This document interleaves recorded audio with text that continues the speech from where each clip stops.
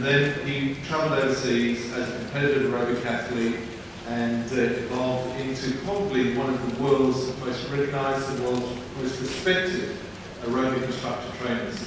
I think he's probably presented every single continent about 5 times. He's a sought-after presenter right the way around the world.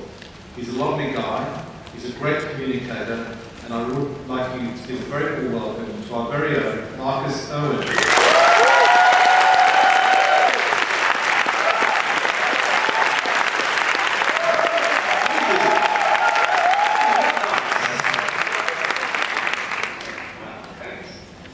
Are you sitting comfortably? It's kind of a redundant question after 3 days of fitness convention, no? Any kind of sitting I think would be comfortable. I have to admit it's a little uncomfortable being up here. The last time I was up here was in 1991. I was wearing a lot less clothes. In a championship, I was probably feeling exactly the same receipts that I'm feeling now. Kind of anticipation, fear, excitement, fear of the unknown. I was being judged by 6 people, whereas today I'm being judged by 500 exceptionally gorgeous looking people. I'm getting my brownie points in early. I think the strange thing for me is to be in this position is I kind of never thought that I would be this person. I've always thought of myself as an aerobic teacher. Not that there's anything wrong with that, but I've always felt that role has been what I have adopted best. So to be here is quite strange. Although I spend most of my life standing on a stage, as a character, I actually repel the spotlight. I'm a spotlight deflector, that's my official term. I actually don't feel comfortable in the spotlight. Ask any of my friends, they'll tell you that my ability to absorb the spotlight is impaired generally, and as well as in conversation. Anything, if I'm asked to talk about my achievements, be self-indulgent, talk about myself, it's very difficult. Over the years I've developed a skill that I call the patented Irwin block and deflect mechanism. For all things conversation-based. I'm just fearful of a conversation being geared towards me. So for example, you might come up to me and say, hey, what's happening? And the patented Irwin block deflect mechanism is just to say, it's all good. And in hope that you will continue on the conversation and talk about yourself. In emergency, just in case that doesn't work, I have the patented Irwin deflect, block and pass it back, which is following it's all good with what's happening here? Which generally works well because everyone generally loves to have a good old chat about themselves except me for some reason.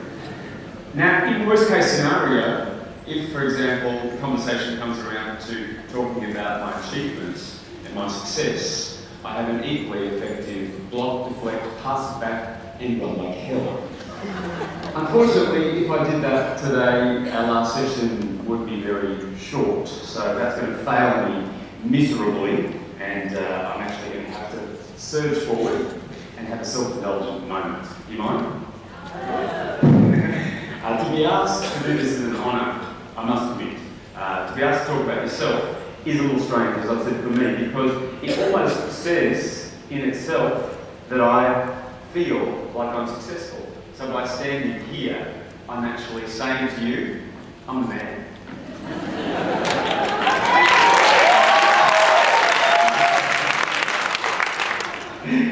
I can't say it though, it's really strange. I don't know if it's an Aussie thing, because you know, Aussies we're not really allowed to talk about ourselves in that tone. The tall poppy thing comes and chops you down. I don't know if it's part of that, or it's just part of my character. It's another thing to say. But I realise my job in standing up here is to inspire you. I don't know if I've just pulled the rug out from underneath myself by saying that, but I like to be honest in my approach into coming to this position. It was quite an open-ended experience. It's something that I've really enjoyed and something that's made me realise something about myself. And I can actually say I am successful without doing this, which I always do. I'm successful. Because to me, success is all relative. Each one of us is successful in our own way. To me, I do feel successful, and I do feel that I have something to offer, but perhaps what I have to offer is something different than what you expect, or perhaps what you've seen before. I feel like, in preparation for this, I call it life on the run because I feel like we're always on the run. Everything's about getting somewhere, getting success, getting wealth, getting happiness. It's always about running towards something. Being asked to do this, it made me stop. I got off the running treadmill and I looked back and tried to analyse what steps it was to get here, because I suppose what I have to do in a way is tell you my story so that you can be inspired by my story. But to this point, I hadn't actually done that. I hadn't stepped off and analysed what has happened. I just kept going. My idea of success was just being on the treadmill and not actually stopping and enjoying it along the way. What made me surprised was thinking about the word success, because it is all relative. And I think over time I've become more comfortable with the idea of adopting the role of being a role model. But I never thought that I would be a role model that would get up in front of people with my clothes on. And we've noticed a big player, because generally at this point in time, as you all know as teachers, you've got that kind of introduction thing before class, or you might have a monologue, and you've got to prepare, and you chat away, and then all of a sudden you go, all right, and now I've got something else to say, and to the stereo. And then you kind of get into that comfortable zone of, oh, thank goodness, the music envelops you. Well, I haven't got that with me today, so it's been an interesting experience to analyse what success is and why I'm here. I can say that I've won a world championship and I've presented in every country in the world, and yet, to me, that was a moment of success. And to me, success is almost like, I don't know if you think of it like I do, I think of like success is like a carrot that's being dangled in front of you. It's on this kind of screen, it's out there in front of you, it's just dangling, just out of reach. To me, when you're on that life on the run, you're always striving to grab it, but it's just out of reach. Every now and then you grab it and you kind of hold it and you go, that's how it feels. And you think that that's the end. You believe that that's when everything's calm. That's what I thought. I thought every time when I work towards success, I'm going to be calm. But in actual fact, the carrot always gets left and put back. And you still go on running, still trying to reach for the carrot. To me, that is the definition of success. It's never actually stopping and thinking about the success. It's just getting on and doing it and enjoying the road. And coming here today, I've actually learned that that's what I've been doing. So that's kind of my secret, is just do it. Okay, that's the end of the presentation. I guess you can see I'm surprised to be here, number one. I could lie and put on the gold and say, I'm not surprised, but I am really surprised. So I appreciate that you taking your time to be with me. I must make an admission though. I've presented, I think the official count is at a gazillion conventions, and I've been to all of 2 of these types of presentations. Is that tragic? Is that something I shouldn't admit? In giving you an idea, the 2 people I've seen, one was Kathy Spencer, who is our fitness legend goddess. It was about 4 or 5 years ago. It was, of course, she's my best friend, so of course I loved it, and I thought it was fantastic, but I had nothing else to compare it to. And I thought, seeing as I'm possibly going to be a talk for hire as opposed to movement for hire person, I should get to know my fellow future colleagues. So I went to an event in Toronto, saw the opening address. It was by a man who, by a horrible accident, was rendered disabled. And so he talked about his journey through life, about how his fitness career was changed, how his path was changed. He talked about how to increase the awareness of the disabled, he wheelchaired around the world over the Great Wall of China, which had stairs. I mean, this was the most inspiring thing I've ever heard, and it was the first one I'd ever heard. So you can imagine, I was a little freaked out. There I was thinking, okay, well, this is what I'm going to be expected to be like. This inspirational, looking up at the person and thinking, wow, this is what I want to be. I don't know if you think this too when you're in front of people who are on stage, or if you're in a room with someone who you admire, you kind of look to them as someone who is something that you strive to be like. And that's the way I felt when I was in those presentations. Whenever I'm in a presentation with someone that I respect, you kind of look and you feel that kind of separation. I hope you don't feel that with me, because we are so the same. I feel exactly like I did when I first started in this business. I still get goosebumps when I do a great class. I still get goosebumps when I get a sensation of feeling something new in the industry. So for me, a sensation like this is paramount to a feeling of success because it feels to me like the beginning of a new time for me, which is a fabulous thing. I'm glad you're all here to share it with me. My theme, did you hear what it was called? Fitness. A fitness odyssey, life on the run. It's kind of a direct steal from 2001, A Space Odyssey, just in case you didn't know. The idea kind of came from, I guess, my love of film. I love films. I guess you all love films too, so I'm not individual there. But I love the idea of going into a film and being in another world and seeing a play out in front of you, and every now and then a character will step in or a twist will happen, and you see the character step in and you have no idea what the relationship is to the rest of the film. But you understand that for some reason they're meant to be there, but later on the character will evolve, a new character will come in, some other characters will step out. There's this kind of evolution. You don't have a clarity of the big picture until the end, or until you get further into the idea of the film. To me, that's what life is like. The projection of a film is like the projection of life. The more you're involved in understanding the projection of the film, the same with life. The more you're involved, the clearer the projection becomes. My favourite film is 2001, A Space Odyssey. The reason why I love it is because there are no answers in it. Have you all seen it? Yeah. It's a great film. If you haven't seen it, it doesn't really have a set tone or a surprise ending or a twist. It just kind of meanders along. It doesn't give you any answers, and it ends really open-ended. And you ask yourself, what is the meaning of the film? And every person who sees it has a different understanding of the meaning of the film.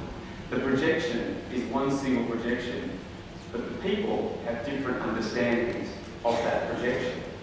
My esoteric message in this presentation is about projection, about clarity of projection. You currently are all projecting onto me your individual interpretations of who you think I am, and I'm doing the same to you. I'm looking at you projecting my idea of what you are as an audience. We're all kind of like little projectors, aren't we? We're running through life, and we project over here to this person, one image of ourselves. We go over here, we project this image to this person. Especially fitness people, we have this kind of projection, this kind of indestructible projection, which might be a facet of your personality, but all these different projections are kind of different variations on your one personality. Thank goodness we changed the projection, because otherwise, imagine if you projected the way you did in a fitness class at the grocery store. Imagine. I'll have that character go! You have to change the projection so that you are in keeping with the situation.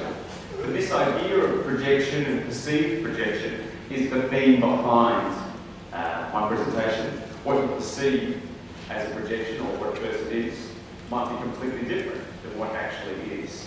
You probably all have the same sensation that when you're in a gym, you put on a certain persona, which probably isn't you.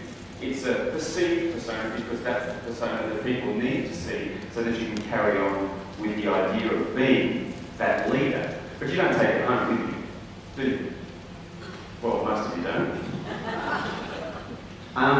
This idea of projection, keep it in the back of your mind. I'm using the idea of projection and subliminally implanting with my projection at the back the message, just in case you're not understanding. We've got the space theme, and for those people who are really, really intuitive, if you look very closely, there are subliminal messages in the projection. You see them, you're one step ahead of the rest. Actually, what it is, it's like quick subliminal messages of what you can buy at the expo. You will feel like shopping afterwards. The beauty of this particular walk down memory lane is my spotlight deflector will come into play quite early on, because thankfully I didn't get here alone. I used experiences and people, characters and twists in my life to get to this point. And it's, to me, a wonderful thing to look back on my film and see the characters as they are and as they were, but not actually realising at the time what they meant. They popped in, they did their thing. Some of them hung around, but most of the time, those characters, I didn't realise at the time they had a role in my life. And it's only now, on closer analysis, that I can really recognise what their role was. So if nothing else, I would love to open your mind to your fitness odyssey, your particular film, and have you, if you are, step off the treadmill for a second, glance back, and see perhaps the people that are affecting your lives, or the people who have helped you on your way to create your fitness odyssey. It's an important thing for me, and it's great because it means I get to put the shield on just for a second and lead my life through those people that have made me what I am today. It blows me away that I've been lucky enough to get to this position, and at the same time, I kind of think that it's been an odd path to get here. All you fitness people think that your path to get here is a little bit odd. Do you feel normal? Like, for example, did you grow up as a kid going, Mum, can I be a aerobic teacher? And your mum's like, yeah, sure, just go to med school first, get a backup just in case that doesn't work out, and then you'll have something to fall back on. I think our paths to get here are generally not normal. I don't quite know the best way to describe it, but most people who describe their way into fitness is not growing up and wanting to be a fitness teacher. It happens either by accident or by chance, or let's say by luck. I haven't really followed the normal path, the society normal, of course I'll be there, the society normal path. And I guess if you don't know my path, perhaps I should just take a quick walk down memory lane just so you get a quick understanding of how I got here. Okay, so I sailed through kindergarten and preschool, primary school average, high school, didn't like it very much, so dropped out year 10, no qualifications whatsoever. Parlayed those qualifications into a job at Chicken Delight, which was before KFC. I actually ate most of the leftovers, so turned into Chicken Delight guy. At that time, worked out that my passion in life was watching movies. So I watched a lot of movies, invested a lot of time in that, so parlayed those qualifications into a proper job where I worked as a film editor, assistant film editor in a film company. Somehow I joined the gym, became a teacher, became a presenter, went on a tour, won a world championship, went on a really big tour, and ended up here. Is that normal?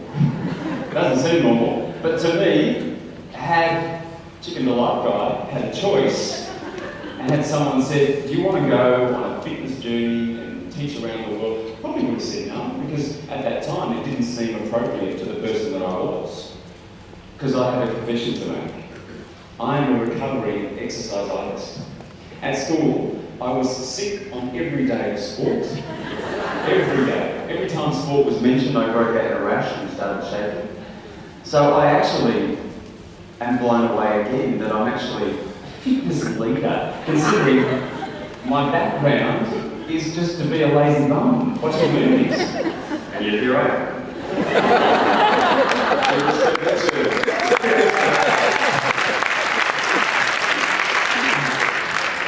Yeah, that's the story.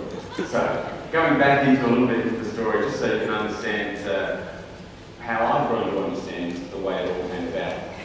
I think like you probably all had the same story where you eventually did join a gym for whatever reason. Maybe some of you joined quicker than others, but it took me a good month of walking past the gym door, not actually going in, just walking past, getting up the nerve to walk inside. When I finally did, I was thankful that I did. And again, while I was joining the gym, it took me again another couple of months to walk past that aerobic door, and I heard the noise on the inside. I was like, it sounds great again, but I was terrified to walk inside. Thank goodness I did, because I got my first real experience of joy. And when I say joy, I mean the teacher named Joy. Literally, my first aerobic teacher's name was Joy. How fantastic is that? Joy came from the Benny Hill School of aerobic teaching. She was fabulous, but she actually she made every single movement into some kind of sexual double entendre. So it didn't matter if you were doing any kind of bending or squatting. There was always some kind some kind of grunting or thrusting. She was fantastic, highly entertaining, and a great introduction into fitness. Anyway, I was obviously, I was 16, so I was in love with the idea of joy. And I frequented her classes, you know, morning, noon and night. I was sneaking away from work, you know, in the morning I'd go in, and at the lunchtime I'd do her class, and then at night time. I mean, it was a fabulous time. I'll never forget the day. I was getting quite good, I think, at following along, and but I was always at the back, as we all know in the beginning. And you know, I was dancing away. It was probably Fame or something in those days, or someone with Indian Johnson, and loving every minute of it. And I remember Joy with her taloned finger, mid-thrust, she pointed at the back and she went, "You, wallflower, good job." And at that point, all the people, the endorphin people, kind of slowly jogged in a circle to look in my direction. And I was like, whoa, people are looking at me. And I didn't turn to stone. And I felt fantastic. But I didn't feel like I was terrified. I was a wallflower. And yet, I didn't turn to stone. Unfortunately, I chose today, of all days, to premiere my first ever aerobic outfit. Striking tights. So, this sensation of being looked at and viewed wearing something that looks as fabulous as that, it was okay. It wasn't a huge problem, but I did question my aerobic outfits from then on. Obviously, I've travelled a bit further since then. But I'm going to turn that off if you don't mind. Just so you get the picture. Anyway, at that time, I had my proper job, obviously, working as a film editor, and I wanted to make sure, so I could do as many classes as possible, that I would get all of my work done, because I was sneaking out to do classes to get my joy fix. And so I would get all of my work done and make sure that I could sneak out. Eventually, after a while, I started to do lots of classes, and Joy, one day, she didn't show up. She didn't come. You can imagine all the Joy devotees are freaking out. We're all standing there, not knowing what to do with ourselves. And in the confusion, for some reason, the stereo seemed to be getting larger and larger and larger and larger and closer. And before I knew it, I realised that the other fellow Joy devotees had shoved me forward, and we're all chanting, "Do it, do it, do it."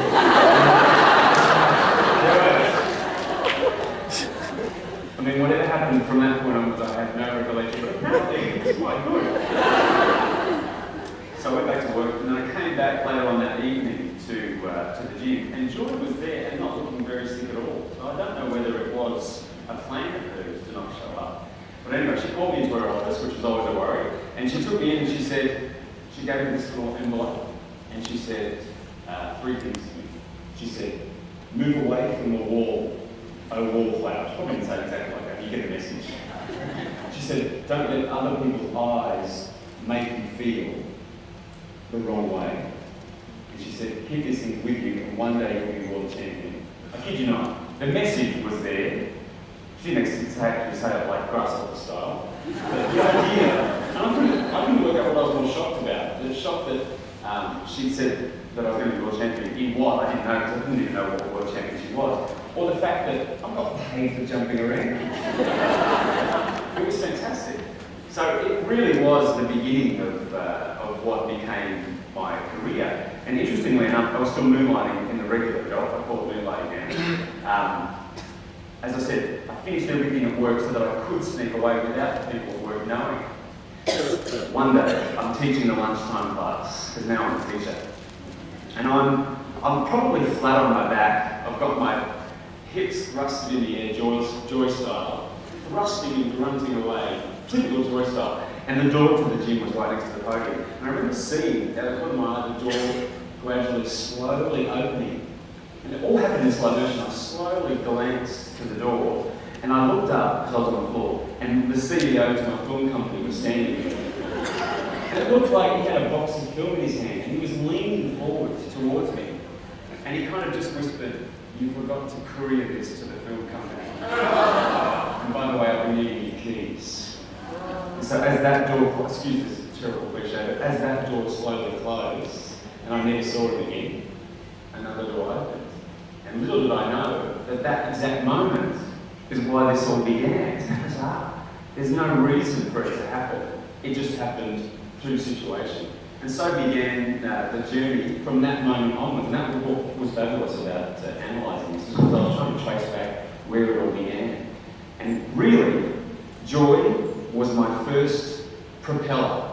I call them propellers. The people, the characters that have stepped in my life that have propelled me forwards and helped me out. The CEO was an inadvertent propeller. He didn't really realise what he was doing.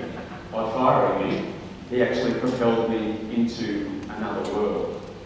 And that world in those days, that's what those people who were around in those days, 1986, 1987. I can't see you, so yeah.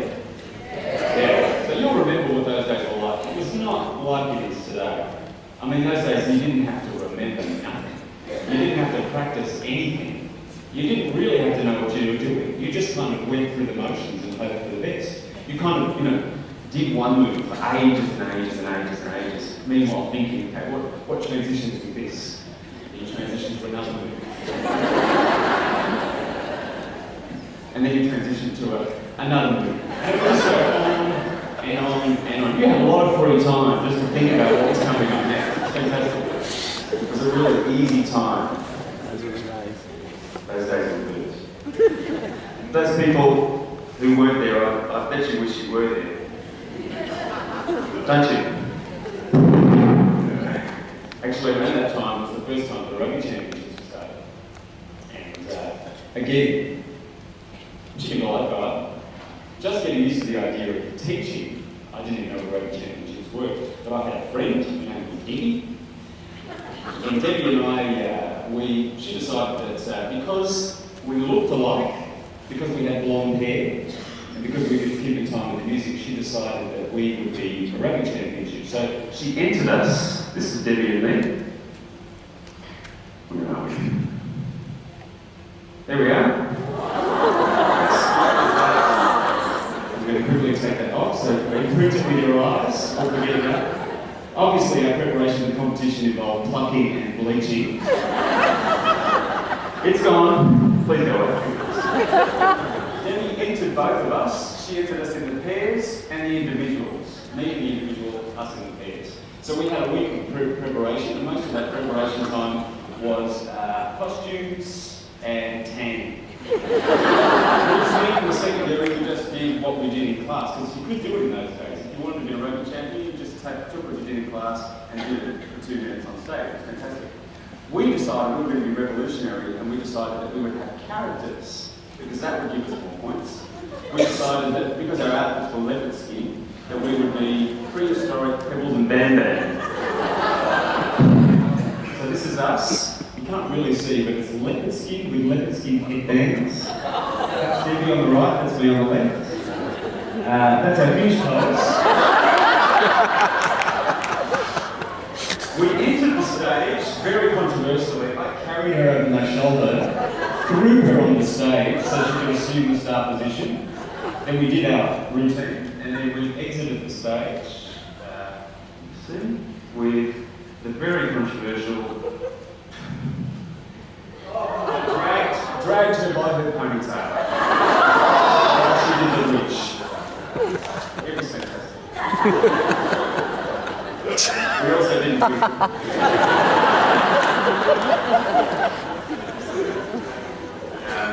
but as I said, it was a great time. And unfortunately for me, or fortunately, I still had the individual category to contend with, which I hadn't prepared for, but Debbie had a song. And I had Joy and Debbie there, both propellers, so I wasn't going to let them down. So, in good propeller-like fashion, I just went up, and because you could just do what you did in class, they just pressed play and I went mental. Mental. For 2.5 minutes I just went. I just did whatever popped into my head. Really fast and like really seriously. Apparently it was quite a revelation. For me it was just a blur. I bet you wish you could see that, don't you? Do you really wish? Yeah! Alright. By the way, before I play this, let me just tell you. Number one. If I'm going to go down in flames, some of you are coming with me.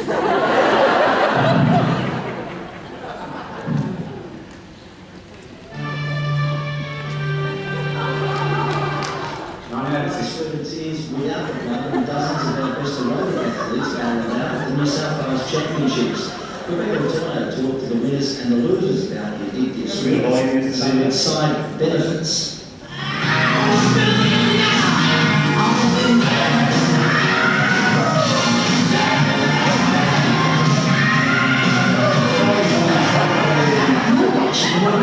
Some of the fittest people in Australia, perfectly toned, coordinated muscles which have in some cases taken years to perfect. Irwin was one of the favourites in women's competition. A ballet dancer for most of her life, Kate took up aerobics because of the high-energy music. Kate put on an outstanding performance, but the strength of the competition was something to be reckoned with. The smiles, we were assured, were genuine. These people were apparently not in pain. The possibility of strained muscles was even more worrying than competitors are trained instructors, and avoiding injury is their business. Even Billy Idol took a turn. Maybe not dream Billy Idol. Marcus Irwin, Sydney's Northern Suburbs, and of course, It's good to pound body.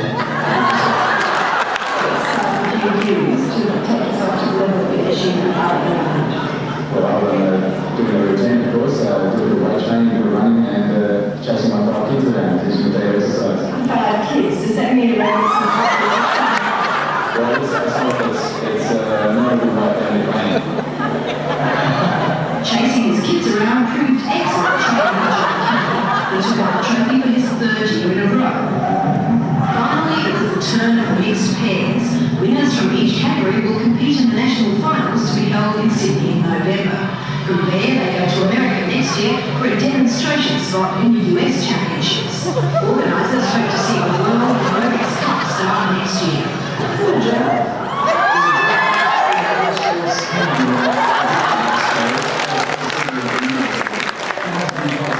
Instances of people negatively addicted to exercise, whether it's running, aerobics, swimming, whatever. But the average person doesn't have those problems. Darryl Wilson and Kate Armour took out the mixed pairs trophy, a special achievement for Kate after narrowly missing out on the women's prize.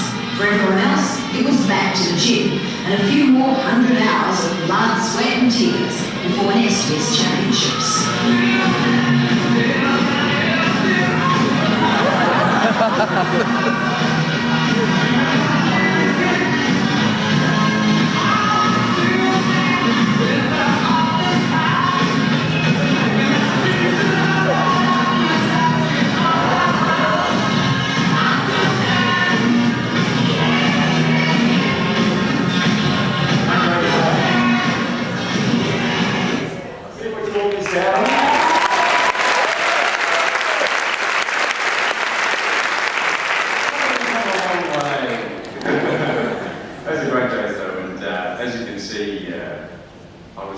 Very serious in those days. Funnily enough, with that performance, I ended up making it to the finals. I had no idea how. I wasn't sure what freaked me out more about getting to the finals. I think mostly what was freaking me out was that I had to repeat.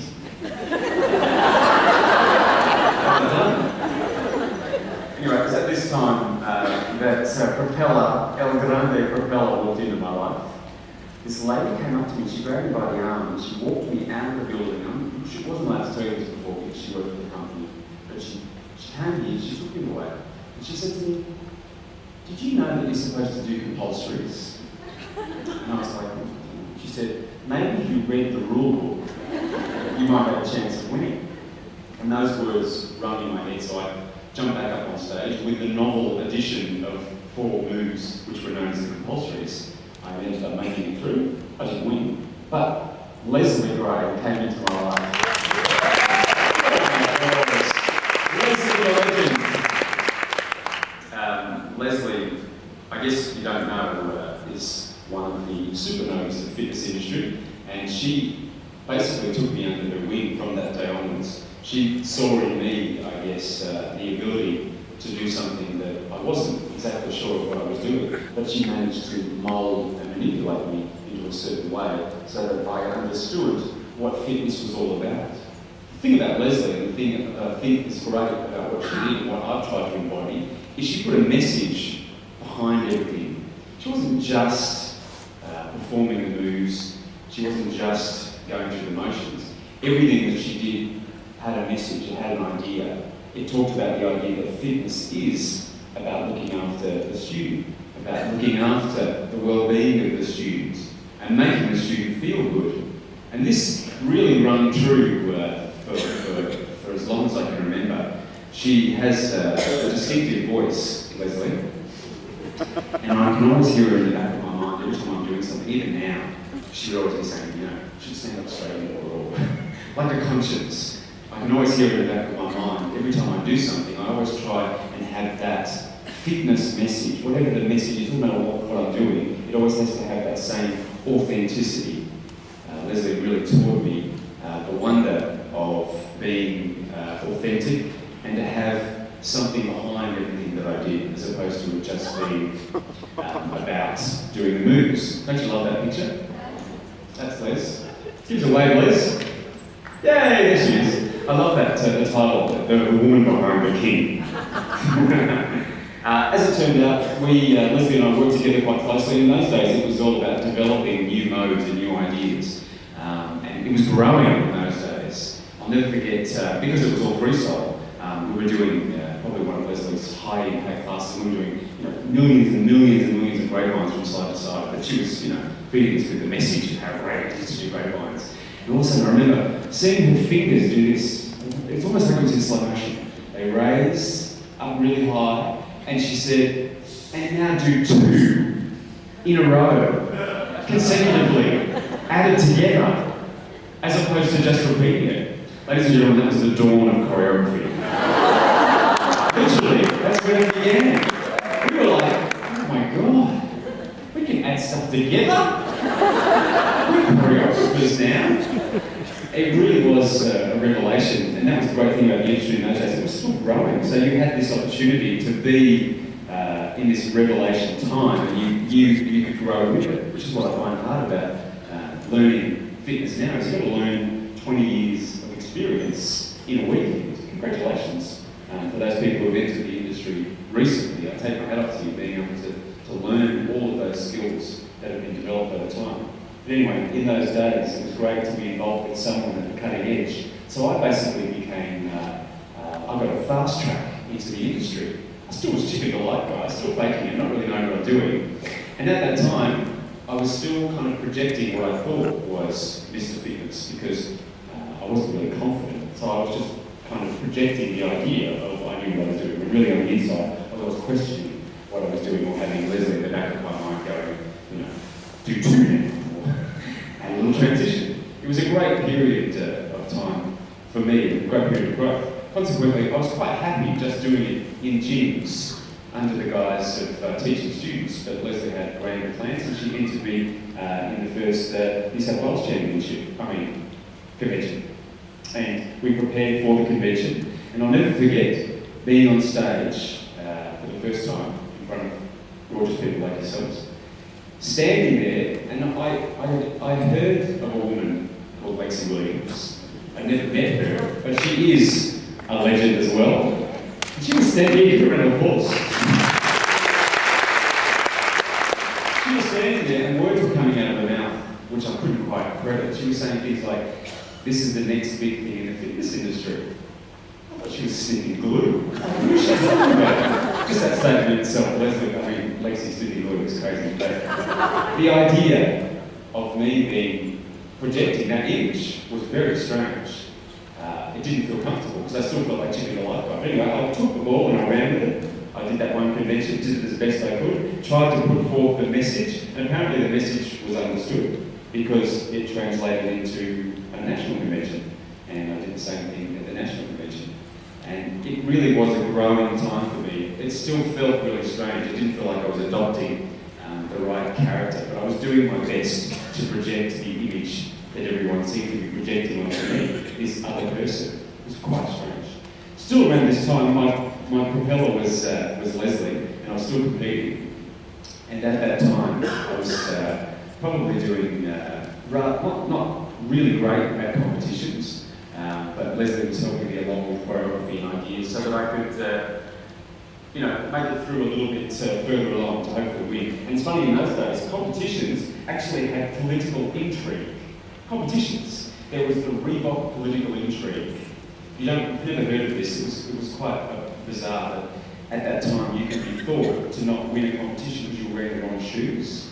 Because I was sponsored by LA Gear, and the competition was sponsored by Reebok, and I wasn't being successful, so everyone kept saying to me, well, you've got to wear the right shoes, man. So I went to the boss of LA Gear and he said, look, apparently, it's not that I'm crap, it's that I'm wearing the wrong shoes. So can I wear a pair of Reeboks and I'll just white out the Reebok that's fine. And as soon as I step off, I'll put the neon sign back on, and I'll be LA Gear. So they let me do it. I went through, did the routine, stood it. So I was right, I was crap.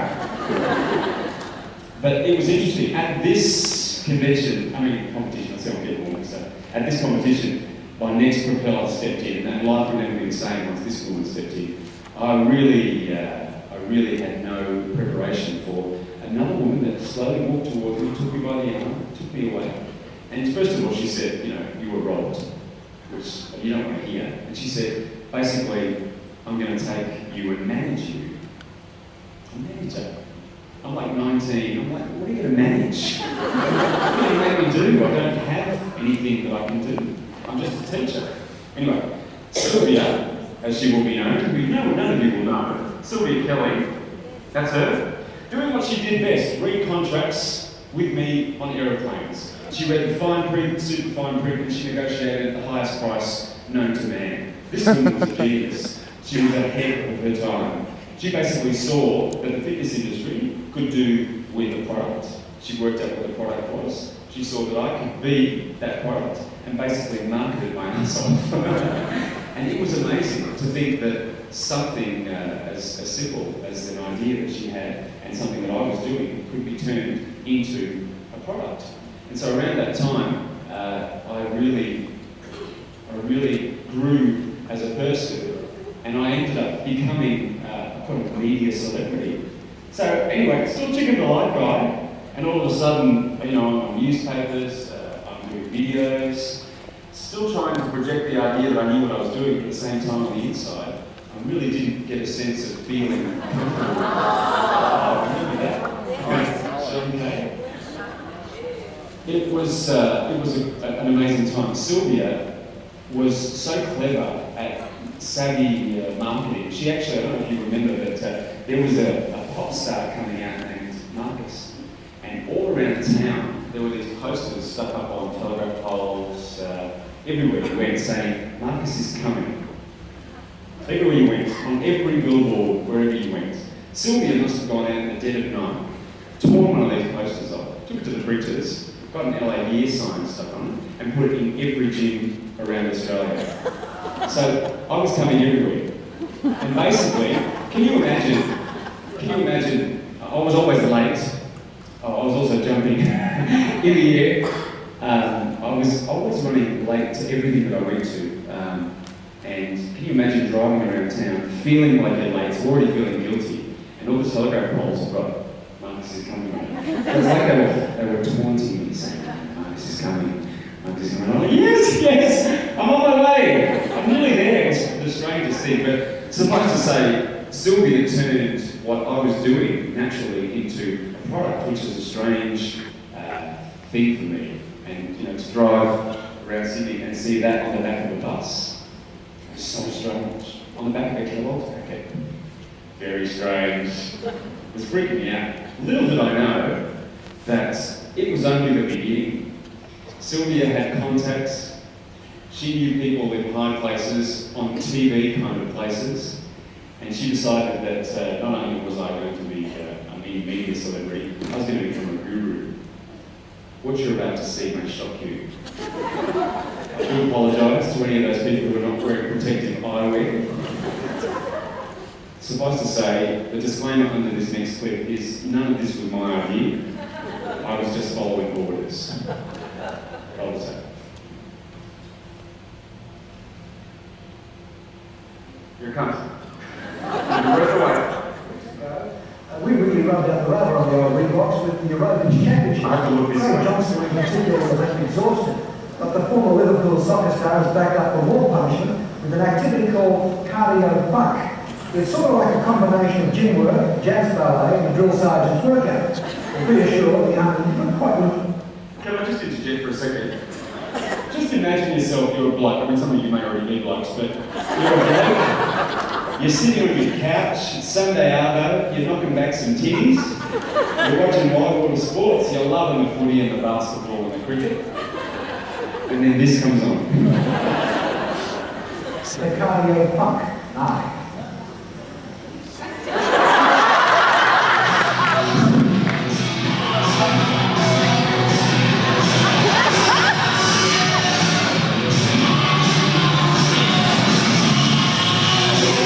In 1987, a Billy Idol lookalike burst onto the stage to take first prize and steal the show at the State Aerobics Championships. Although he did win the recent competition, this rebel of the aerobic industry's undeniable talent had the crowd and even the judges in a frenzy.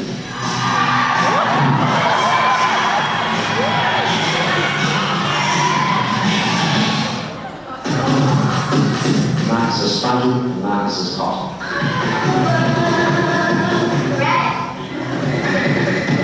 So who is he, and why do scores of devoted female gym junkies adore him and follow him all over Sydney?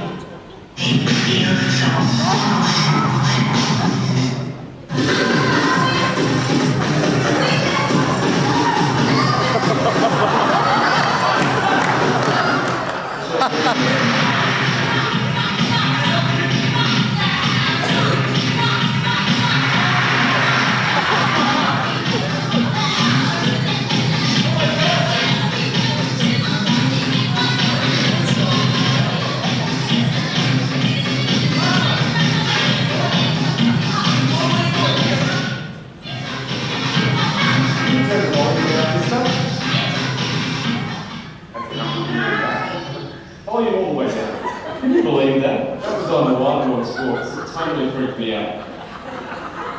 I didn't know who that was. I mean, I filmed it and I did it. Look at that.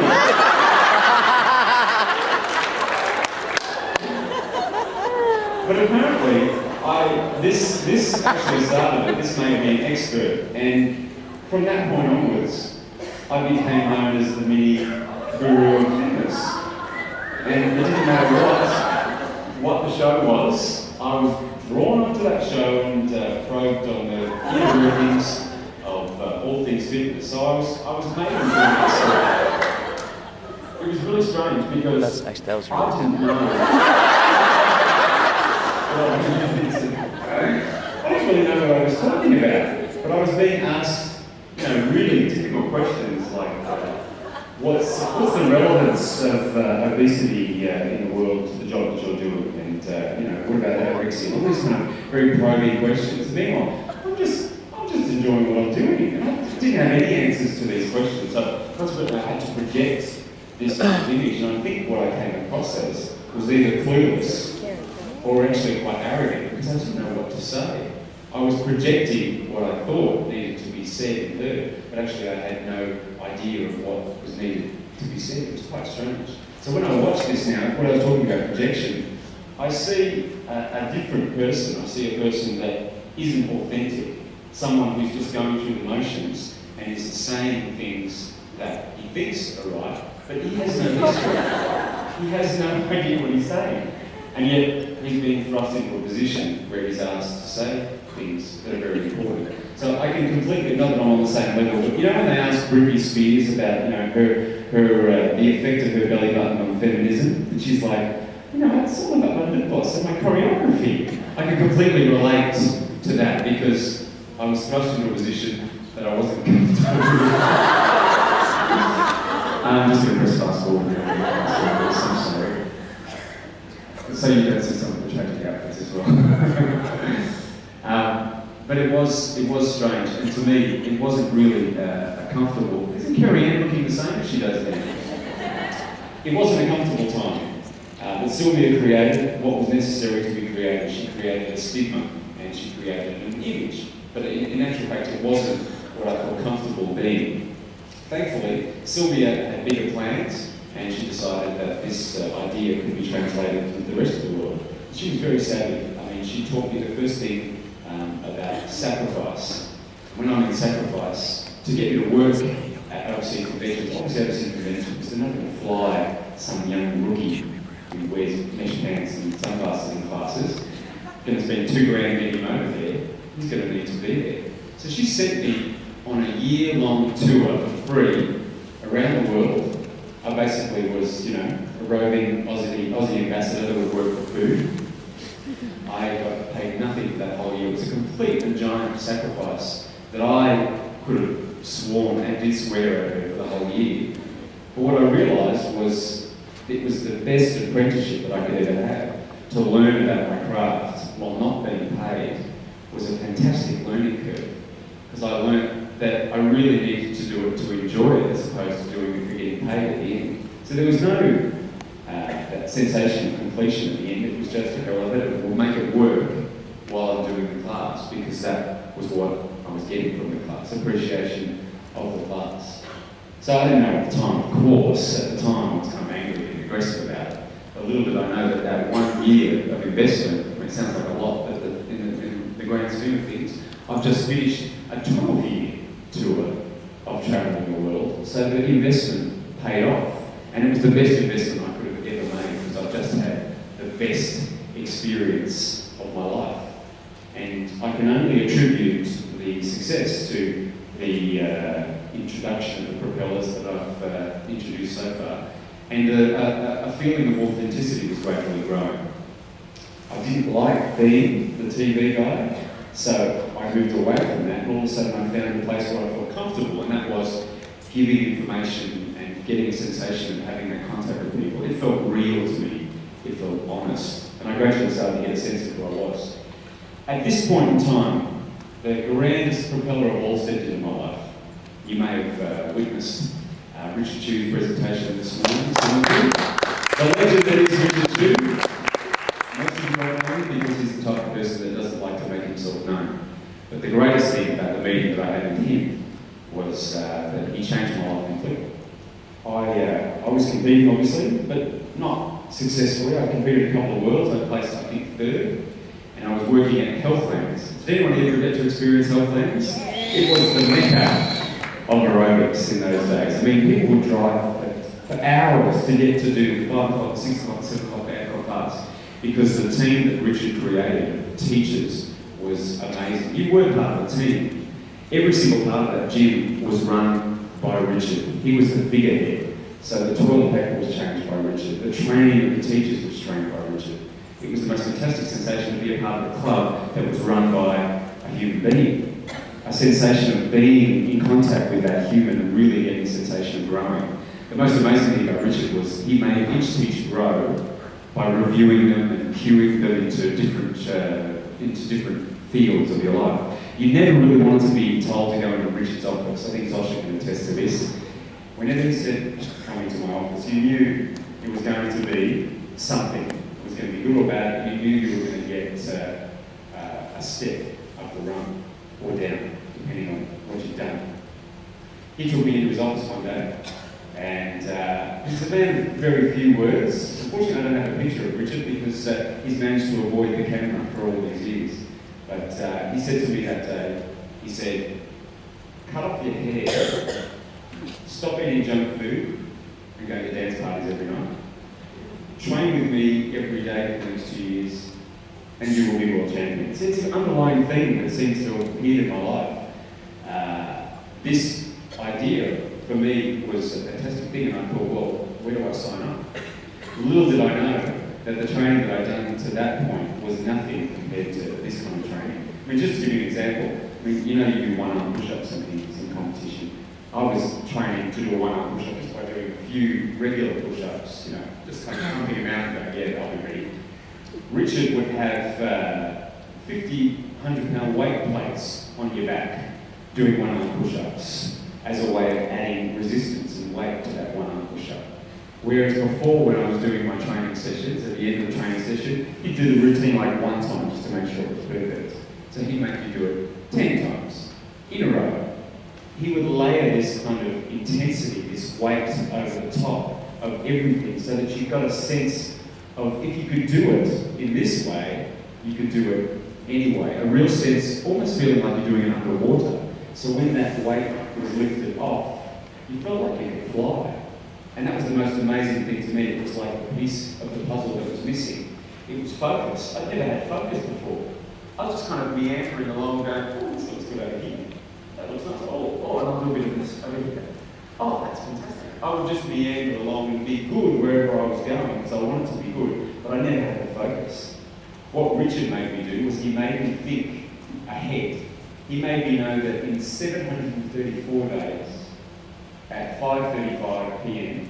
at Aladdin's Casino in Las Vegas, every single moment of my day was working towards that moment, that exact moment. I don't know if you've ever had a goal that's that intense or that direct. You know, if you work towards, I don't know, if your goal is to be successful at something or to have a date in mind that you want to be wealthy or happy. If you have a goal to work towards, it's the most sensational feeling of completion when you're working towards and everything you do leads up to that moment. For me, it was a defining moment, and it was something that I knew was missing. Whereas before I was rambling through life, Richard gave me that focus. And that focus really did pay off. Well, I'll show you this. We might have a bit of volume.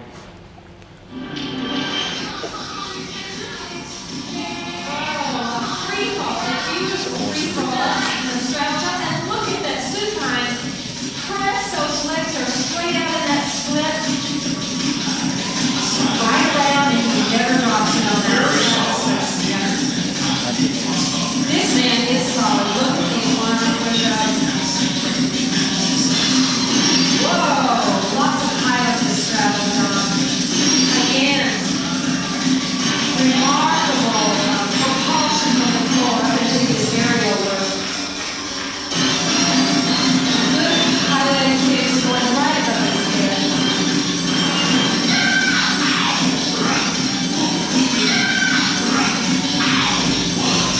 This is aerobic content to showcase his cardiovascular strength. Now, this is his press sequence, his feet touch down quads. He's lifting right up as he should uncurls. Very impressive at every kind of strength. Arms, legs, cardiovascular. Now watch, how is his signature? Those are his compulsory push-ups, but watch this. To the side. He calls it a lateral push-up.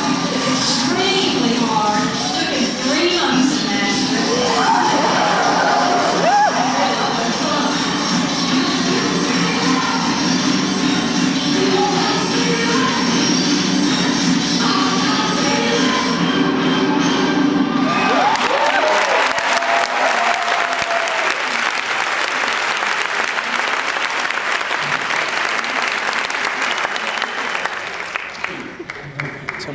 That really is one of the most amazing sensations. It was 1 minute and 50 seconds, and literally it felt like flying. There's no other way to describe the sensation of, as I say, everything working towards that moment.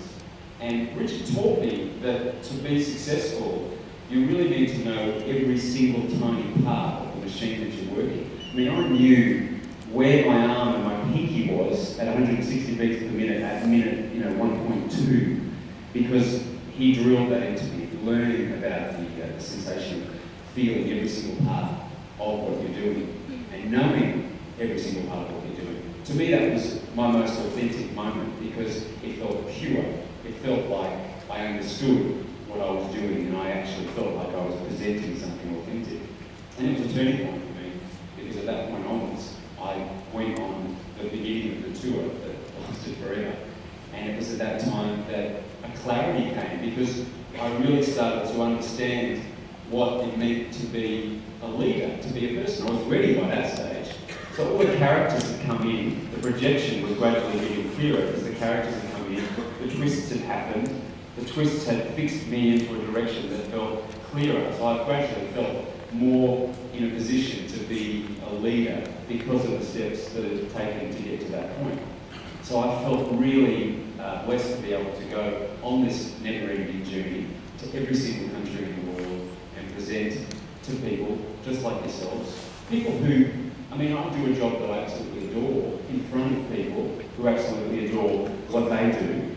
And so always the idea that my job is an aerobics teacher. And it became really clear. I stopped trying to turn it into something that it wasn't. Stopped trying to change another person's perception of what I do. Because I think a lot of people think that we're not working. We're just having fun. We're smiling. We're having a good time all the time. All we fitness people aren't actually doing a job, getting paid for what we love. It's not really a proper job. But I suddenly it turned and I went, you know what, I am an aerobics teacher and I absolutely love that job. And I'm proud of that job and the fact that it's taken me to, as I say, so many different places. What other job do you get to travel the world, visit different countries with your best friends, Kathy Spencer, Zosha, Beck and Steve, all these different places, teaching to people in all different languages who love exactly the same thing that we do. So the message is the same no matter where you go. It's the same message of giving and sharing, except it's in a different language. It's so universal that when you teach a class, you say grapevine, they know what to do. Every single language uses the word grapevine. Can you believe that? So it doesn't matter if it's in Japanese, it's the Japanese language, and all of a sudden, grapevine. And in Italian, it's the same. It's universal. It's like Nike or McDonald's. The word grapevine has transcended all boundaries.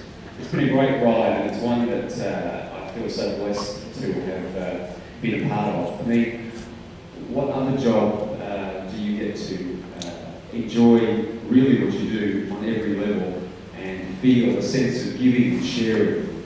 What other job do you get to explore your inner workings and travel over time to a different destination on your fitness journey and get a sensation of clarity and be able to give that information to other people? What other job? What other job do you get to dress up in funny clothes with Kathy Spencer and Sasha? Sorry about this, guys. Greg Sell. Maybe even Michael Betts. Beck and Steve, sorry about this. I mean, we're doing our job here. As Elvis. At a fitness convention in London with 1,000 people in a class.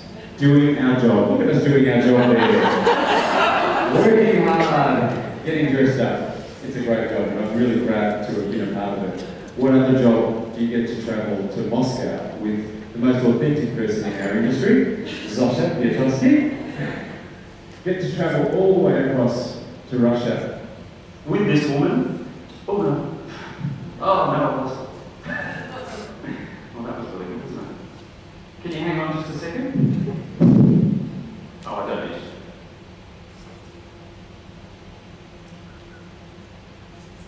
What other job do you get to travel to Russia? To Russia.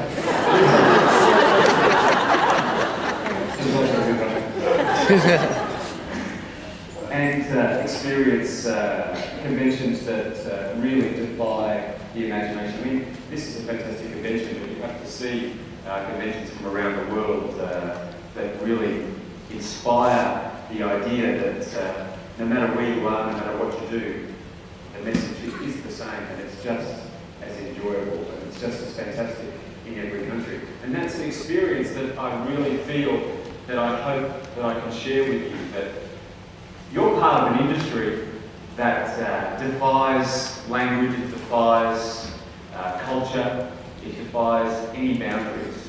It's one of giving and sharing, it's one of experiencing and sharing that experience with other people. I think you'll have to admit that, I mean, you do love your job, don't you? Most of you. You do love what you do, and I think it comes across as a way of expressing your inner sense of self. And what other job can you say that these people that have been in my life, these propellers, have helped me to be the person that I am today? I'd like to use this platform to say that perhaps you have come here today and listened to my little speech, and you might stop for a second after this weekend and look back over your life and see which people have affected you over time, which people have given you a sense of self. And maybe they don't know it. Maybe you never told them. Maybe you didn't even know that they affected you. But if you step off just for a second and glance back and analyse who those people are, maybe even do as I've done, thank them, it will give you a sense of clarity. It will give you a sense of feeling like a real person. I think we have a great job to think about the life that you have, how the people you influence, how you can change people. I think that's the greatest power we have. We have the power to make people do things that they never thought possible. I think we forget that sometimes because we're so busy working about the mechanics and the understanding the different pieces of the job, when actually we have a fantastic job that where we do it well and we give you a correct message, it's a valuable commodity, better than any other normal job, because we have the ability to affect other people. This was my life on the run. This is my fitness odyssey. Was it planned? No. Did I have a destination in mind? No. If I had the chance, would I go back and change anything? Probably the only thing that I would change, but I would go back to Chicken Delight Guy, and I'd say to him, don't worry about grabbing the carrot so much. Just leave the carrot just out of reach. Grab every now and then, hold on to it, but then let it go. Make sure that the sensation of chasing after the carrot isn't what it's all about, but the chasing of the carrot is what it's all about. I would hope that you can see that my projectionist and my projection have all of a sudden become one. They're in sync. And that has only happened through, well, all this story and a sense of clarity that I haven't had before because of time, because of work, because of analysing and loving and understanding what I do. I urge you to create a symbiosis between your projectionist and your projection with whatever you do, whatever role you have in the fitness industry or any other industry, to search for a sense of authenticity and clarity of sense of self is your ultimate goal. Then your message will be the same no matter where you go. With this very public carrot grabbing, I encourage you to take more time to look after yourselves so that you enjoy your journey. Just think of what you knew before this weekend. Before you stepped into this auditorium, just think of the things you've learned and the things you understand. Now you take a giant step forward in your fitness odyssey. I wish you all the best, and just like 2001, A Space Odyssey, our odyssey has no end. It only has beginnings and no ends. Thanks for listening.